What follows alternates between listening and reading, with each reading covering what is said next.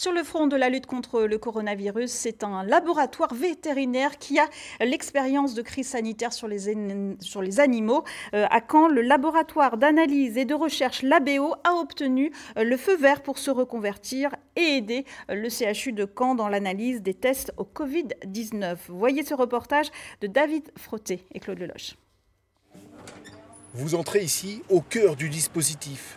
Ces échantillons biologiques viennent tout juste d'arriver d'un EHPAD de la Manche. Le centre hospitalier de Caen a 24 heures pour dire si dans le lot, il y a ou pas des cas positifs. Réaliser l'analyse dans de bonnes conditions, donc c'est un impératif. Le deuxième impératif, c'est de rendre des résultats avec un délai très court pour que, en cas de positivité, les mesures préventives puissent être prises.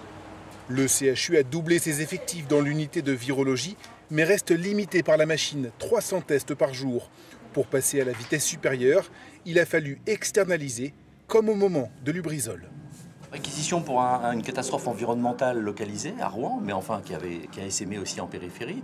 On s'est dit pourquoi pas réquisitionner un laboratoire qui sait faire ces tests-là en quelques jours pour des collègues hospitaliers qui vont être débordés rapidement. Labeo, c'est le géant normand pour les analyses vétérinaires, des vaches ou des chevaux notamment. Ici, on est donc habitué à gérer des crises sanitaires d'envergure et analyser des échantillons humains n'est pas vraiment différent.